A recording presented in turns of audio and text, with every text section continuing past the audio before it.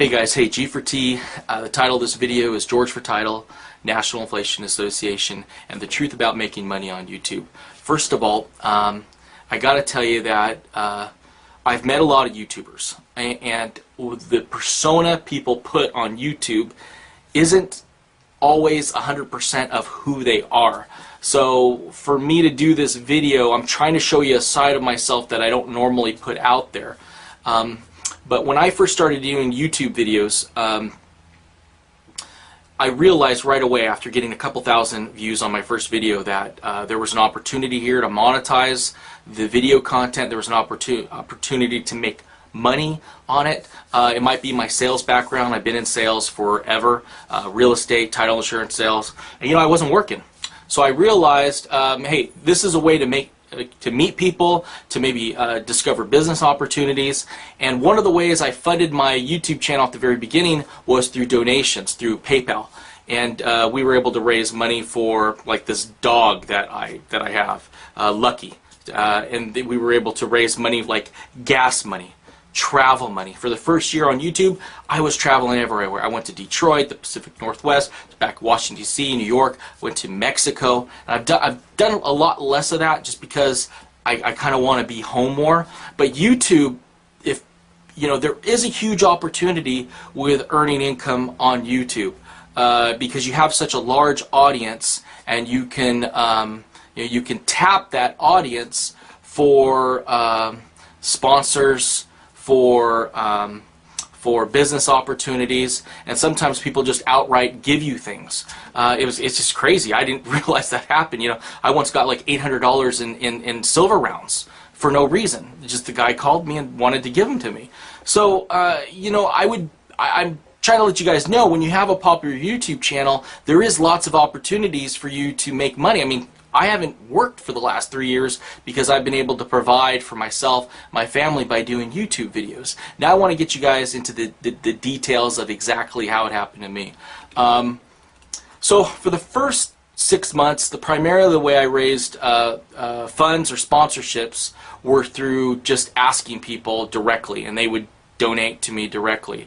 And then that started to get old, and a lot of people started attacking me. They called it e-begging. I guess you can ask for money if you own a website, but if you're a YouTube personality, then that's not kosher. So I didn't know that, and there's a lot of things that I have done on the internet that I didn't realize, that they were so controversial, because I've just kind of been the type of guy that has put it out there, done crazy things, tried a lot of different things, and I think sometimes that has been used against me. And you guys, this could be a series. You can put your questions in the comment box and I'll just answer everything. I'm kind of in that mode where I don't even care anymore. I'll probably get a couple, maybe I'll get a lawsuit out of this. But I wanted to get this real clear with you guys. John Lebed was the first guy to really step up to the plate and say, hey George, I'm going to pay you a couple $1,000s to promote my company. And I didn't really know about the world of stock promotion. And I kind of just learned it on the fly as I was working with him. And apparently it's this big industry. There's a lot of people that promote stocks. I mean, if you're watching CNBC, people are promoting stocks. And not that I want to belabor the point on promoting stocks, but what I learned from it is that companies, especially penny stocks, are actively seeking out these stock promoters, and they pay them 20, 25 grand. Sometimes they give them stock options, and a lot of these stock promoters get positions in the stock, and I guess if you have a large amount of people, there is a huge opportunity to make money. Now here's the caveat. If you keep promoting junk stocks and people get burned, they're going to stop buying into your stocks. So from what I understand, if you are a stock promoter and you want to do it over the long term, you got to be careful with the stocks that you promote. There has to be some quality in these stocks, or people just won't invest in them anymore. So I don't want to get too much into that. That was part of the business model that I got involved in. I'm really not even totally sure of all the details that go on behind the scenes, but eventually we got a lot of flack from that, and we were able to transition that into NIA, Inflation US. And from Inflation US, which was born from John Lebed's idea, I was on board right away, and we just started producing videos, and I started blowing up that YouTube channel. And apparently there was this huge demand for inflation videos, or about the economy. I didn't want it to be all about inflation, so I did a lot of different types of videos. But then we started seeing all the traction Alex Jones was getting with all of his documentary pieces. Alex Jones does these documentary pieces. This is like this new way to do documentaries, where you grab different pieces from all over the internet and you put them all together and you create this documentary.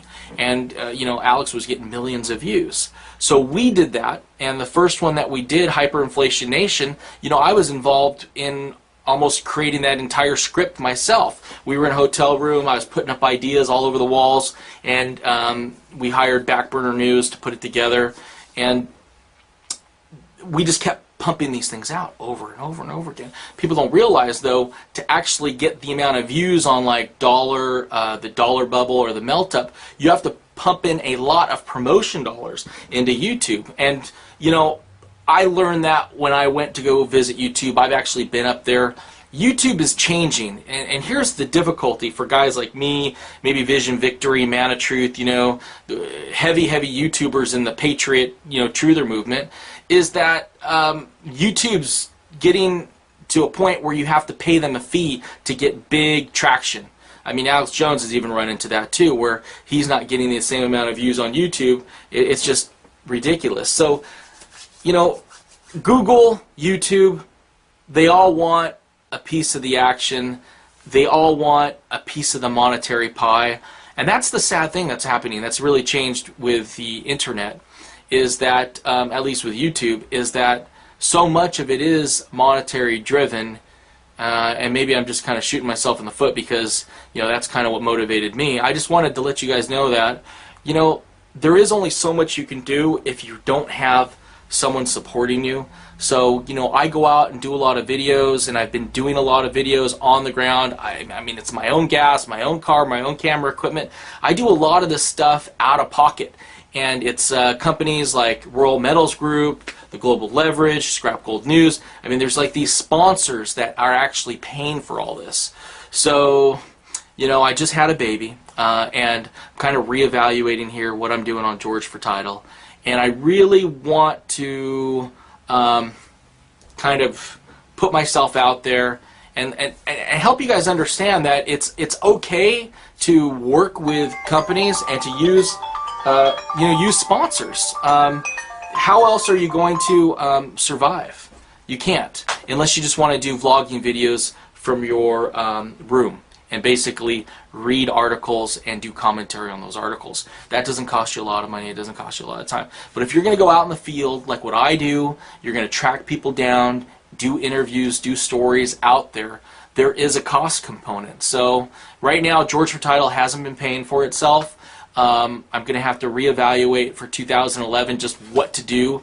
But I just want to reach out to you guys and let you know that, hey, there are opportunities to earn money using YouTube. Primarily, most of it is just reaching out to your subscribers and doing, business deals with them. But, we still are at this cutting edge of YouTube, where, if you talk about money, you talk about the dollar, you're a bad person, you're an evil person. So, I've taken a lot of arrows. If you go look at Encyclopedia Dramatica, and I'll do a whole video on that series, they have taken so many personal things. They've taken crazy videos I've done for just pure entertainment values and turned them into truth. So, I just want to let you guys know that this whole YouTube thing for me has not only been a learning experience, because, I've learned some great things about the Federal Reserve, the economy. I mean, you guys are just so damn smart. I mean, you've made my exponential learning curve go like through the roof. But, I've also wanted to have fun, and I also want to do some crazy things. So I hope that doesn't affect me, you know, permanently. You know, I may be permanently unemployable from all the crap that I have on the internet. So, you know, even if I wanted to go get a job, I don't know if I could even get one. So you're stuck with me here on YouTube, for better or for worse.